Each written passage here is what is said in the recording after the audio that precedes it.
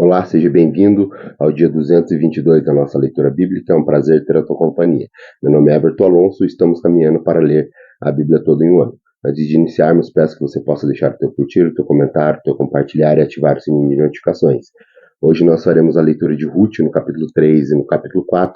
Iremos a Atos dos Apóstolos no capítulo 28. Iremos ao profeta Jeremias no capítulo 38. E por fim, finalizando a leitura de hoje, iremos a Salmo 11 e Salmo 12.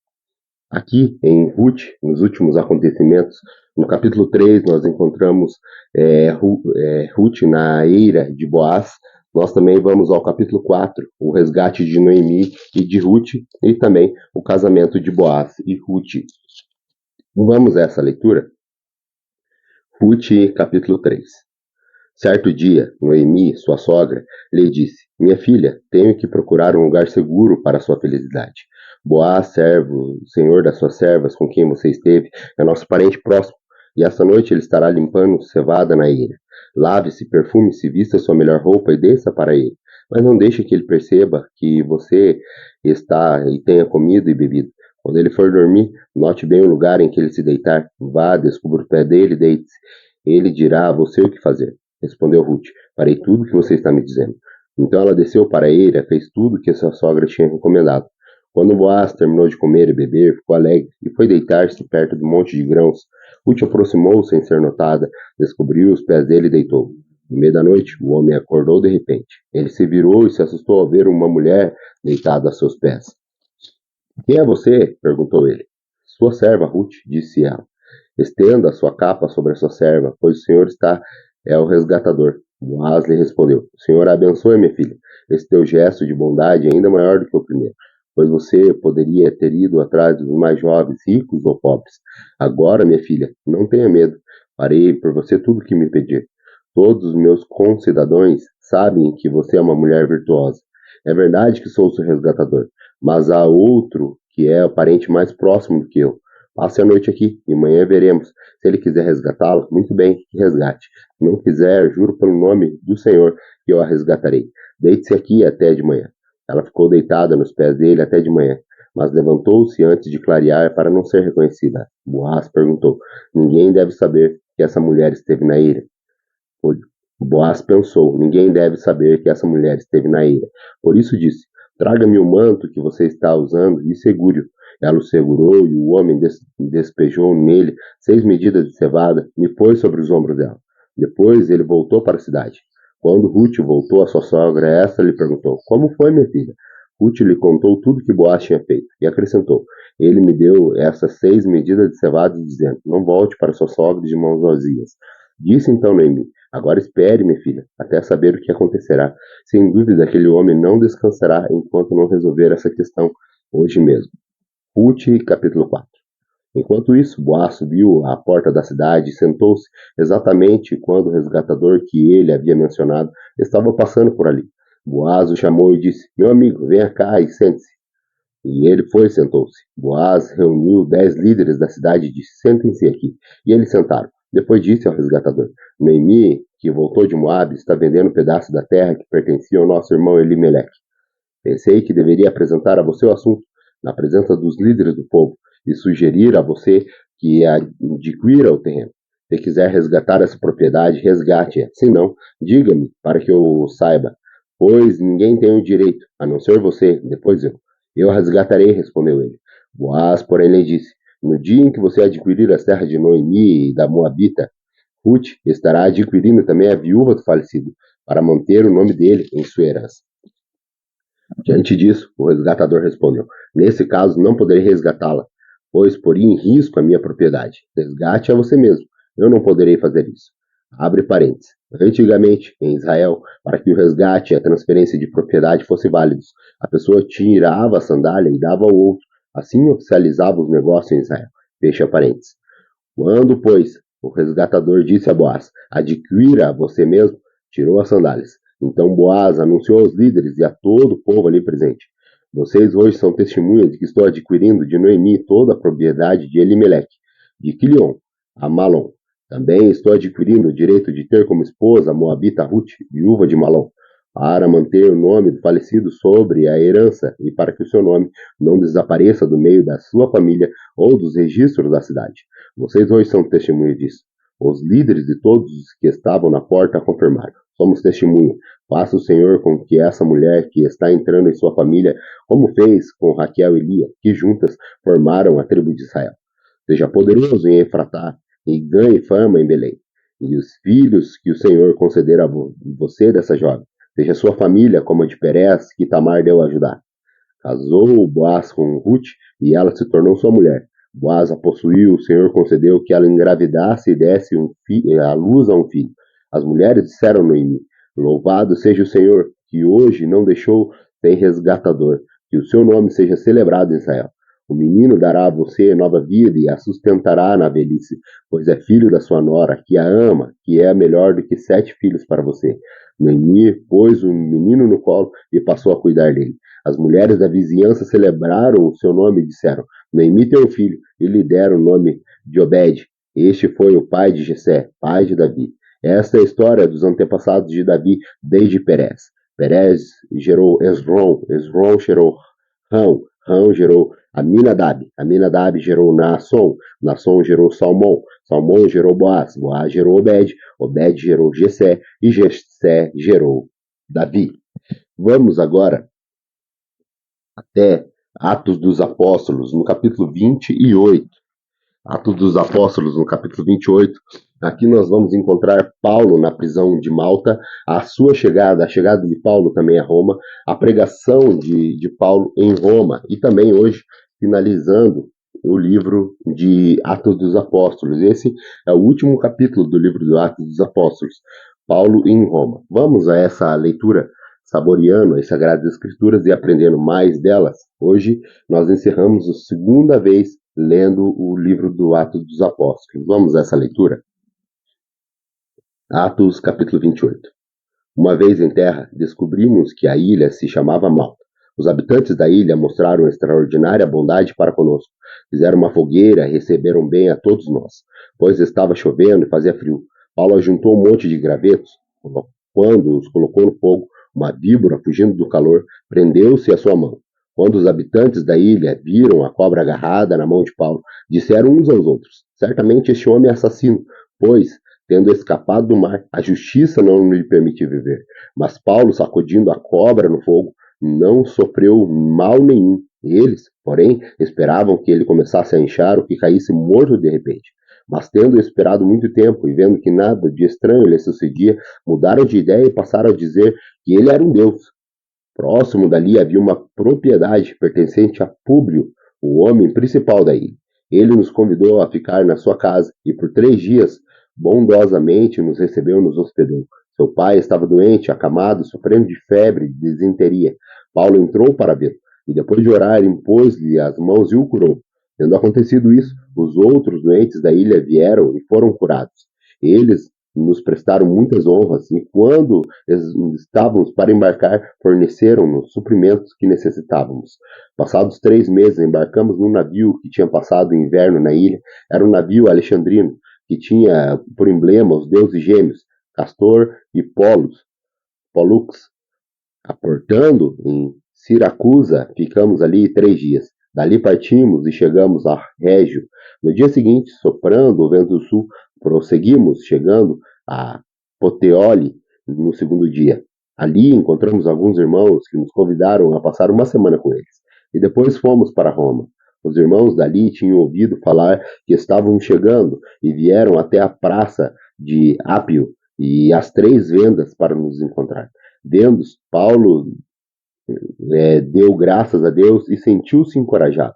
Quando chegamos a Roma, Paulo recebeu permissão para morar por conta própria, sob custódia de um soldado. 3 dias depois, ele convocou os líderes dos judeus. Quando estes se reuniram, Paulo lhe disse: Meus irmãos, embora eu não tenha feito nada contra o nosso povo, nem contra os costumes dos nossos antepassados, fui preso em Jerusalém, entregue aos romanos. Eles me interrogaram e queriam me soltar, porque eu não era culpado de crime algum que merecesse pena de morte. Todavia, tendo os judeus feito objeção, fui obrigado a apelar para César. Não, porém, por alguma acusação contra o meu próprio povo.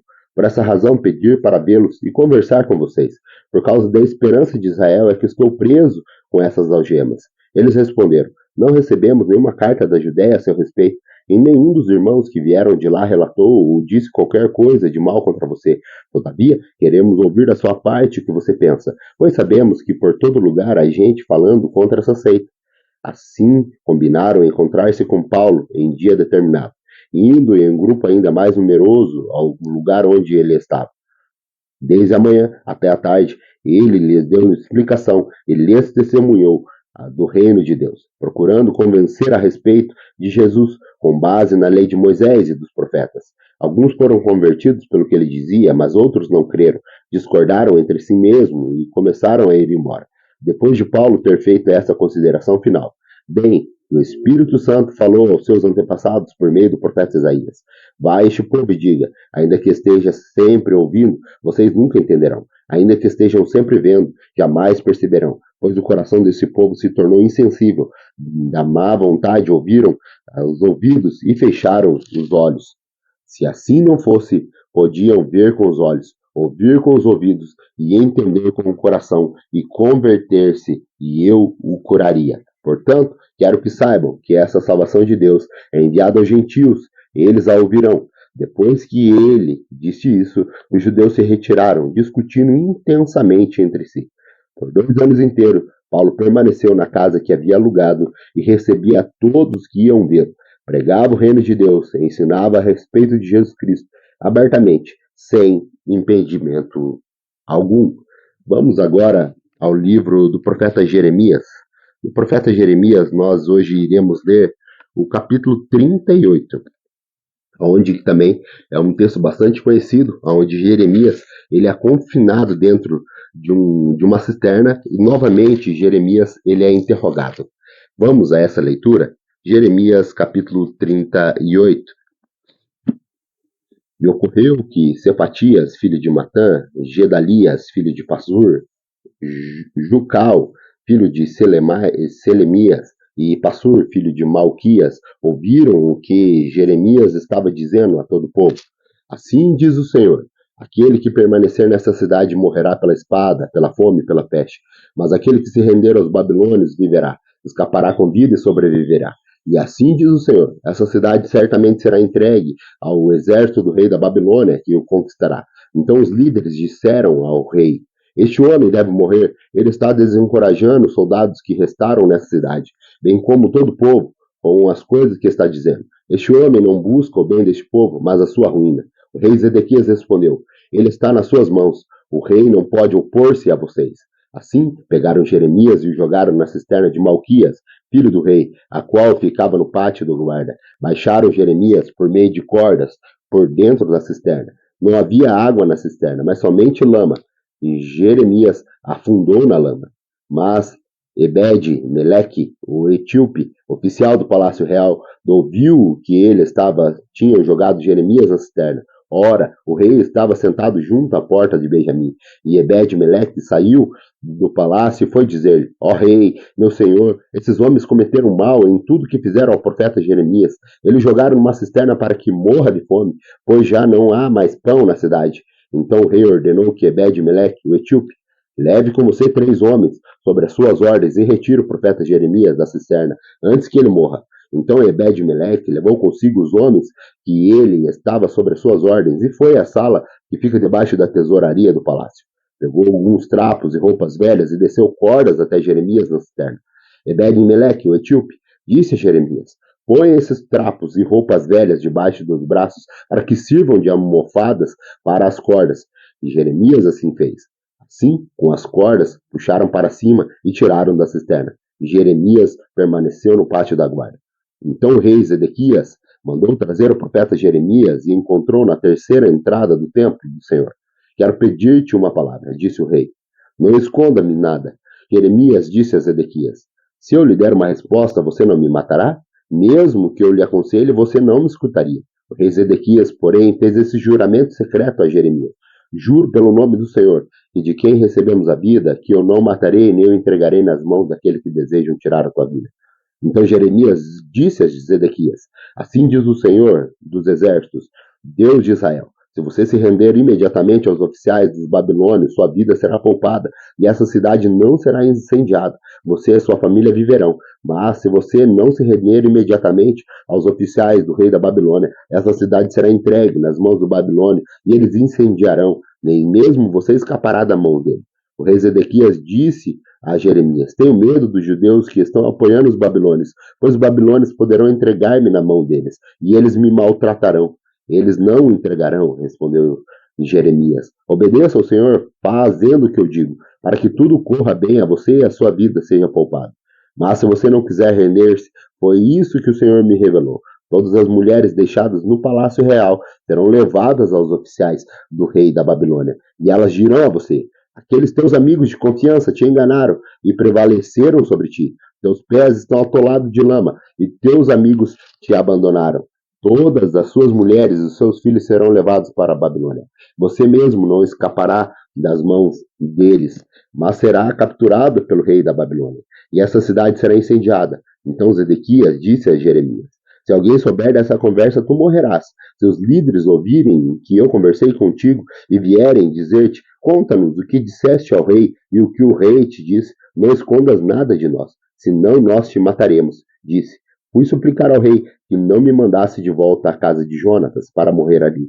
Quando os líderes vieram interrogar Jeremias, eles lhe disse tudo o que havia ordenado que dissesse, e eles não lhe perguntaram mais nada, pois ninguém tinha ouvido a conversa com o rei. E Jeremias permaneceu no palácio da guarda até o dia em que Jerusalém foi conquistada. Vamos agora à nossa última leitura de hoje. A nossa última leitura de hoje está em Salmo 11 e Salmo 12.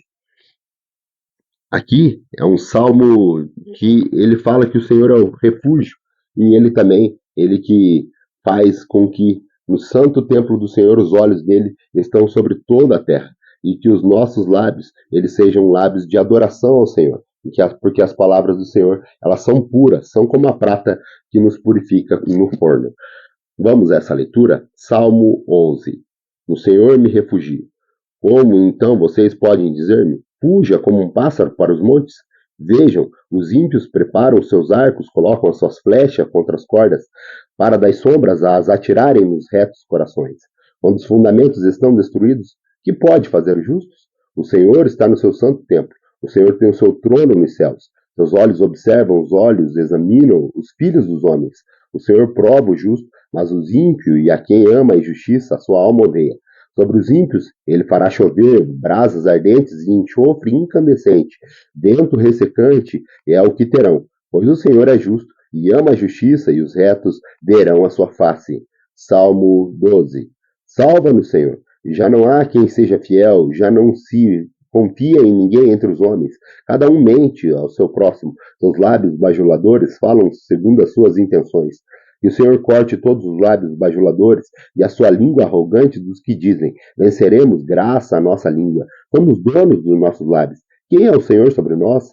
Por causa da opressão do necessitado e do gemido do pobre, agora me levantarei, diz o Senhor. Eu lhes darei a segurança que tanto anseiam. As palavras do Senhor são puras, são como prata refinada no fogo, 7 vezes refinada. Senhor, tu nos guardarás seguro, e dessa gente nos protegerá para sempre. Os ímpios andam altivos por toda parte, quando a corrupção é exaltada entre os homens.